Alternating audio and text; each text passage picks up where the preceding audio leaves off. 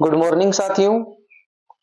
कल वाली जो क्लास थी उसके अंदर हमने पुष्पदंत और जो अन्य कवि थे जिनके बारे में अच्छे से अध्ययन किया और उस अध्ययन के साथ में हमने जो आदिकाल है उस आदिकाल के जो सारे कवि थे उन कवियों का अच्छे से वर्णन देख लिया है, जिसमें हमने जो हिंदी साहित्य इतिहास की शुरुआत कैसे हुई थी, फिर जो सिद्ध साहित्य है, नाथ साहित्य है, अपभ्रंश साहित्य है, लौकिक गद्य साहित्य, पद्य साहित्य, जितने भी जो थे आदिकाल में उन सारे कवियों का वर्णन अच्छे से देख लिया है।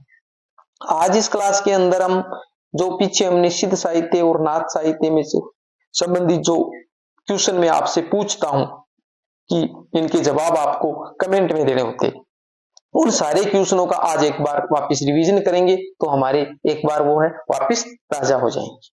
तो मैं बीएल लूणा मेरे यूट्यूब चैनल स्टडी टाइम में आपका हार्दिक स्वागत करता हूं। आप अगर पहली बार मेरे चैनल पे आए हो तो चैनल को सब्सक्राइब कर ले ताकि जब भी मैं कोई नया वीडियो अपलोड करूं तो उसका नोटिफिकेशन आपको तुरंत मिल सके। वीडियो आपको मॉर्निंग में 7:30 पे डेली मिल जाती है, तो कंटिन्यू आप मेरे चैनल से जुड़े रहे।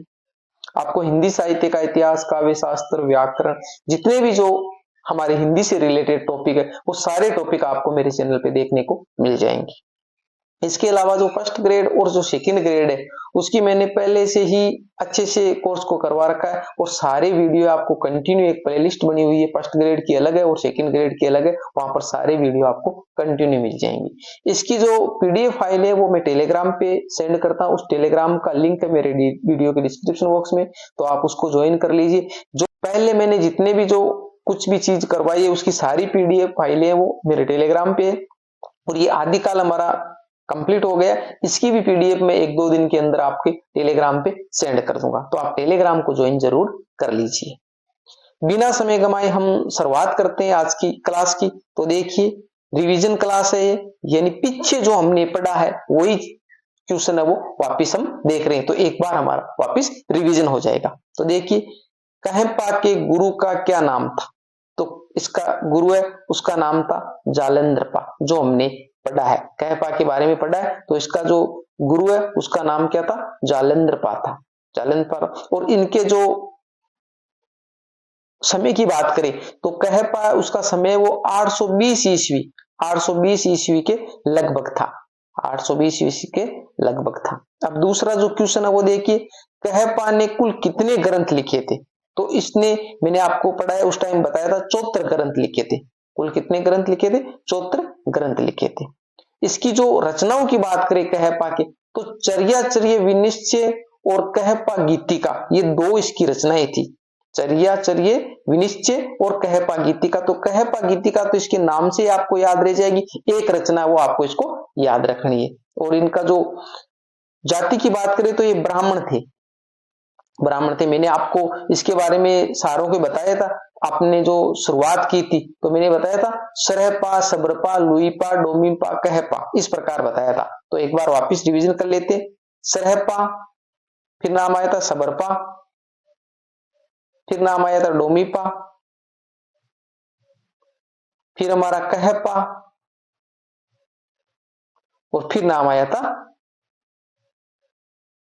एक मिनट, सरहपा, सबरपा, लुईपा बीच में रह गया था, ठीक है, लुईपा, एक लुईपा नाम हो गया। तो सरहपा, सबरपा, लुईपा, डोमीपा और कहपा, इस प्रकार ये क्रम से था। तो शुरुआत में जो सरहपा थे वो क्या थे, ब्राह्मण थे, सबरपा थे वो क्षत्रिय थे, तो वापिस इसके बाद में जो लुईपा थे वो कायस्थ थे, इसके बाद में हमारा डोमीपा है ये वापिस क्षत्रिय हो गए और कहपा वो वापिस ब्राह्मण हो गए। तो ये आपको क्रम से याद रखना, मैंने अच्छे से आपको बताया था, सरहपा, सबरपा, लुईपा, डोमीपा, कहपा, तो इसको क्रम से आपको याद रखना। आगे देखो, आगे 2 नंबर का मैंने आंसर बता दिया, 74 ग्रंथ है इसकी। सिद्धों में सर्वश्रेष्ठ विद्वान और सबसे बड़े कवि कौन माने जाते, तो देखिए सिद्धों में सर्वश्रेष्ठ विद्वान और सबसे बड़े कवि है वो कहपा माने जाते, कहपा माने जाते।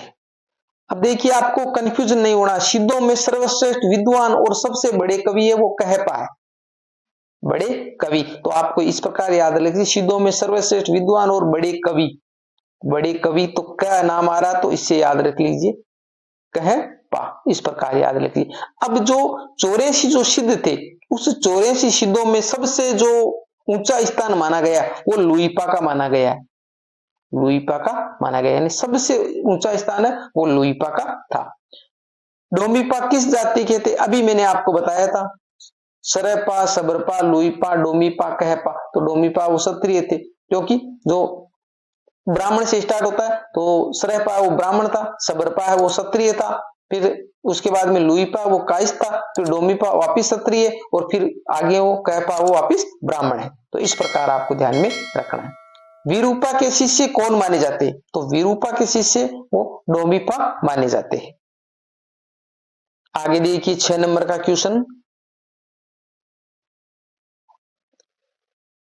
नाथों की कुल संख्या मानी जाती है, तो नाथों की संख्या वो 9 है, और इसका जो आदि जो प्रवर्तक माना गया है वो भगवान शिव को मानते हैं, भगवान शिव को मानते। और जो नाथ जो संप्रदाय की उसकी जो स्थापना है, उसके अंदर जो इसके जो प्रवर्तक है वो मत्स्येंद्र नाथ या गोरखनाथ माने जाते। सिद्धों की बात करें तो सिद्धों की संख्या 84 थी। 7 नंबर का क्वेश्चन देखिए, डॉक्टर रामकुमार वर्मा ने गोरखनाथ का समय माना है, तो गोरखनाथ का समय है, अलग अलग विद्वानों ने अलग अलग माना है। तो डॉक्टर रामकुमार वर्मा है, उस डॉक्टर रामकुमार वर्मा है, तो डॉक्टर रामकुमार वर्मा ने गोरखनाथ का समय माना है।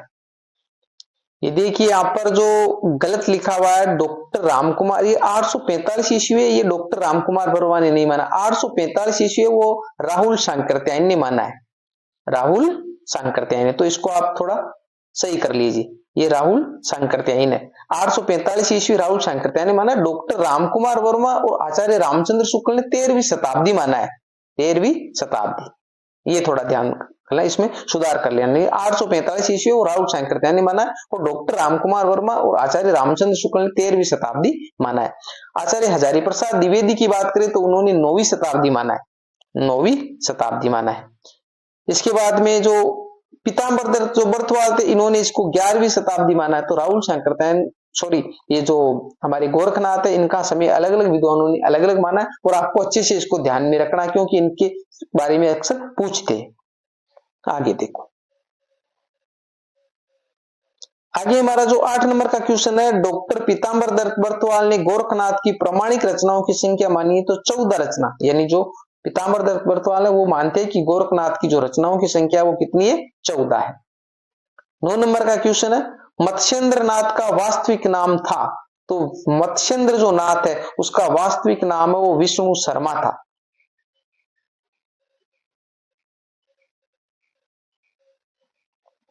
10 नंबर का हमारा जो क्वेश्चन है, प्राण साकली रचना के रचनाकार है, तो प्राण साकली जो रचना है वो किसकी? हमारे गोरखनाथ की रचना है। और भी इनकी रचनाएं, क्योंकि 14 रचनाएं मानी गई है, तो गोरखनाथ की और भी अलग अलग रचनाएं हैं। उनमें जैसे नाम में शिष्या दर्शन है, प्राण साखली हो गया, इसके अलावा हमारे नरवे बोध है, आत्मबोध है, सप्तवार है, ज्ञान तिलक है, शब्दी है, पद है, पंचमात्रा है। ये बहुत सारी रचनाएं हैं जो हमारी गोरखनाथ की है। 11 नंबर की क्वेश्चन देखिए, ढोला मारूरा दुआ के रचनाकार है, मोस्ट रचना है कवि कल्लोल। अब ढोला मारूरा दुआ है, उसके जो रचनाकार है वो कवि कल्लोल है, और इस कवि कल्लोल का दूसरा नाम क्या है? कुशल लाभ, कुशल लाभ, ये भी इनको कहा जाता है। 12 नंबर का क्वेश्चन है, ढोला मारूरा दुआ में ढोला की उम्र कितनी है? तो ढोला मारूरा दुआ में ढोला है उसकी उम्र 3 वर्ष है, और जो मारवणी है उसकी उम्र है वो 1.5 वर्ष है। दोनों याद रखना, ये क्वेश्चन है वो पूछा जा चुका है। ढोला है वो कहां का था, और मारवणी है वो कहां की थी, मैंने अच्छे से आपको बता दिया है। तो ढोला हमारे जो जयपुर का जो कच्छावा शासक, ठीक है, जयपुर का कच्छावा शासक है, वहां से संबंध रखता था। और जो मारवणी है वो जो बीकानेर का जो पुगल है वहां से संबंध रखती है। इसके अलावा इसके अंदर एक मालवणी नाम भी आया है, मालवणी जो सहनायिका है उसका संबंध है वो मालवा से है। इसी प्रकार आपको याद करना है, एक चीज के साथ में 5-7 जो अन्य चीजें वो भी याद करना है, तो आपको अच्छे से ये याद हो जाएगा। 13 नंबर का हमारा क्वेश्चन है, ढोला मारूरा दुआ की भाषा शैली कौन सी है? तो ये डिंगल भाषा में है। अब मैंने डिंगल और पिंगल के बारे में आपको अच्छा से बता दिया कि राजस्थानी भाषा होती है, राजस्थानी। उस राजस्थानी भाषा के साथ में जब ब्रज जुड़ती है, ठीक है, तो पिंगल शैली हो जाती है। और उसी राजस्थानी भाषा के साथ में जब अपभ्रंश जुड़ती है, अपभ्रंश जुड़ती है तो वो डिंगल शैली हो जाती है। तो ढोला मारूरा दुआ उसकी शैली क्या है, डिंगल है। ढोला मारूरा दुआ में ढोला कहाँ का रहने वाला था, तो जयपुर का भी ऊपर हमने चर्चा की है। ढोला मारूरा दुआ में ढोला की सह नायिका कहाँ की रहने वाली थी, तो इसके बारे में भी मैंने आपको बता दिया, आगे देखते हैं। मालवा की रहने वाली थी और उसका नाम क्या था, मालवणी। मालवणी, ये मालवणी है वो सह नायिका और वो है मारवणी। मारवणी, इसमें सिर्फ ये र और ले का ही फर्क है।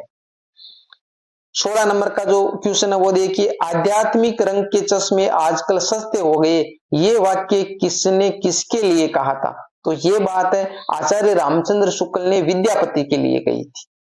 आचार्य रामचंद्र शुक्ल ने विद्यापति के लिए कही थी। 17 नंबर का क्वेश्चन है, कीर्ति लता रचना किसकी है, तो कीर्ति लता वो विद्यापति की है।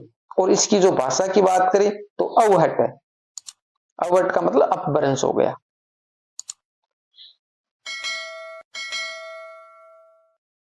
इसकी जो रचना समय की बात करें तो 1403 ईस्वी था, 1403 ईस्वी।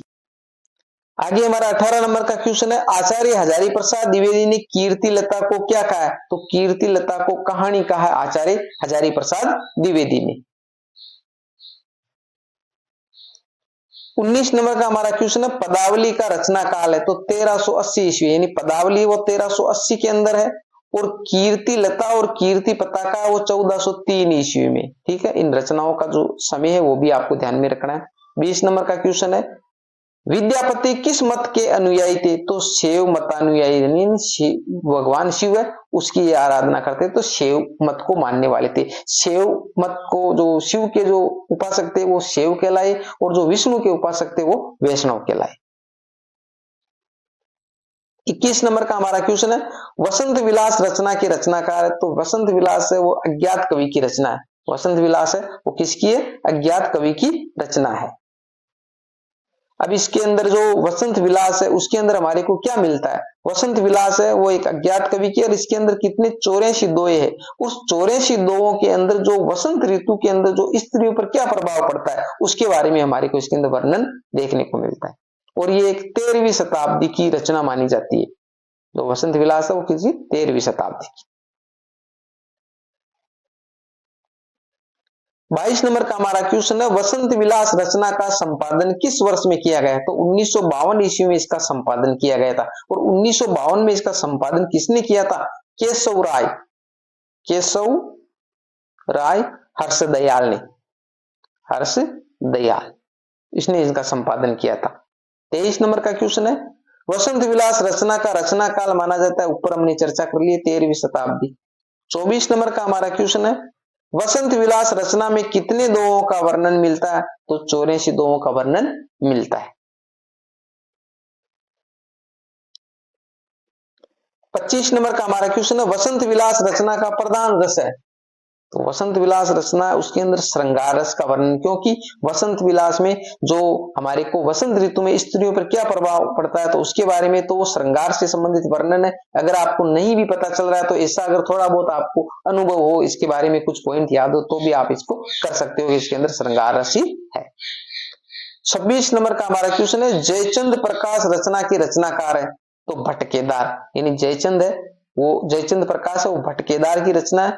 और जयमयंक जसचंद्री का रचना की रचनाकार है इसके मधुकर कवि, और दोनों ही रचना वो वर्तमान में क्या है, उपलब्ध नहीं है। यानी जयचंद प्रकाश और जो जयमयंक जसचंद्रिका है दोनों ही रचना है वो वर्तमान में उपलब्ध नहीं है। इसका हमारे को वर्णन है वो कहां मिलता है, दयालदास जो सिंगाइस है उसकी रचना राठौड़ारी ख्यात, उसके अंदर हमारे को इसका उल्लेख मिलता है दोनों ही रचनाओं के बारे में। और दोनों ही रचनाओं में क्या है, जयचंद नाम आया, तो जयचंद है वो कन्नौज का एक राजा है, उसकी वीरता और उसके युद्धों का वर्णन हमारे को इन दोनों रचनाओं में देखने को मिलता है। आगे देखो 28 नंबर का हमारा क्वेश्चन है, रणमल छंद रचना का रचनाकार है, सॉरी रचना काल है 1397 ईस्वी। रणमल छंद जो रचना है उसका रचना काल 1397 ईस्वी है। और ये रचना किसकी है, श्रीधर व्यास की, श्रीधर व्यास की। आगे देखिए आगे हमारा 29 नंबर का क्वेश्चन है, जय मयंक जस चंद्रिका रचना का रचना काल है। तो 1186 ईस्वी, यानी जय मयंक जस चंद्रिका वो 1186 ईस्वी में रचित रचना है। 30 नंबर का क्वेश्चन है, वह कौन सी दो रचनाएं हैं जिनका उल्लेख हमें दयालदास सिंगाई द्वारा रचित राठौड़ारी ख्यात में मिलता है। अभी दोनों के बारे में बता दिया, जयचंद प्रकाश और जय मयंक जस चंद्रिका, दोनों का ही हमें दयालदास जो सिंगाई से उसकी रचना राठौड़ारी ख्यात, उसके अंदर इसका वर्णन देखने को मिलता है। 31 नंबर का क्वेश्चन है, नुहशी पीर रचना के रचनाकार है। तो इसकी रचना के रचनाकार है अमीर खुसरो, यानी अमीर खुसरो की रचना नुहशी पहर। इसने अमीर खुसरो ने पहेलियां भी लिखी है, मुकरियां भी लिखी है। 32 नंबर का हमारा क्वेश्चन है, अमीर खुसरो को अवधी का प्रथम कवि किसने कहा है। तो अमीर खुसरो को अवधी का प्रथम कवि डॉक्टर रामकुमार वर्मा ने कहा है। 33 नंबर का क्वेश्चन है, खड़ी बोली हिंदी के प्रथम कवि कौन माने जाते। तो अमीर खुसरो है, उसको खड़ी बोली हिंदी का प्रथम कवि कहा जाता है। 34 नंबर का हमारा क्वेश्चन है, अमीर खुसरो के गुरु का क्या नाम था। निजामुद्दीन औलिया। और इन्होंने जब गुरु की मृत्यु हुई थी तो एक लाइन कही थी, क्या कही थी, गोरी सोवे सेज पर मुख पर डारे केस, चल खुसरो घर आपने रेन भई चौ देश। यानी गुरु की मृत्यु पर ये लाइन कहेगी, और कई बार ये लाइन है वो एग्जाम में देखकर पूछी गई है। ये लाइन किसकी है, तो अमीर खुसरो की किसके बारे में कही, अपने गुरु निजामुद्दीन औलिया के बारे में कही है। 35 नंबर का हमारा क्वेश्चन है, अमीर खुसरो ने दिल्ली के सिंहासन पर कितने राजाओं का आरोहण देखा था, यानी राज तिलक देखा था। तो 11 राजाओं का।